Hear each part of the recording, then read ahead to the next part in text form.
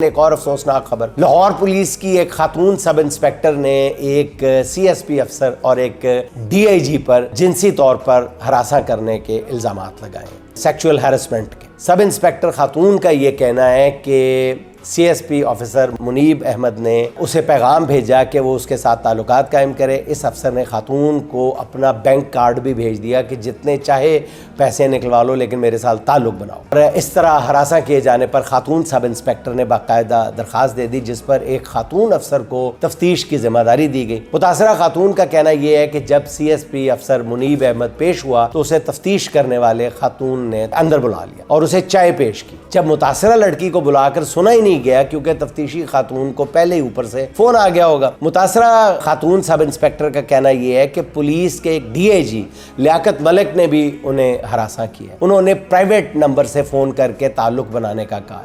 खातून का कहना यह है कि उनके पास कॉल्स का रिकॉर्ड भी मौजूद है, जिस पर उन्होंने आईजी पंजाब डॉक्टर उस्मान अनवर को दरखास्त दी, लेकिन इस पर कोई उनकी सुनवाई नहीं हुई। अब इस मुतासरा खातून का कहना यह है कि इंसाफ ना मिलने पर वो खुदकुशी करने का सोच रही है। ये नाज़रीन आपको याद होगा, ये मलिक लियाकत जो है साबिक डीआईजी ट्रैफिक हैं। ये वही अफसर हैं जिन्होंने 5 अगस्त को ज़मान पार्क से इमरान खान को गिरफ्तार करके कई लोगों की नज़रों में हीरो बनने की कोशिश की थी, उनकी गुड बुक्स में आ गए थे और इमरान खान के बेडरूम का दरवाज़ा तोड़ने की भी कोशिश की थी। ये मलिक लियाकत जो है एक किताब के मुसन्निफ भी हैं और जिसमें बताते हैं वो कि उनके वालिदैन ने कितनी मेहनत के बाद उन्हें तालीम दिलवाई थी। लियाकत साहब का दावा ये भी है कि वो तसव्वुफ के बारे में भी बहुत इल्म रखते हैं और उनके खिलाफ अब एक मातहत पुलिस खातून पुलिस अफसर को हरासा करने की दरख्वास्त आई है। नाज़रीन वक्त भी कैसे कैसे चेहरों को बेनकाब कर देता है।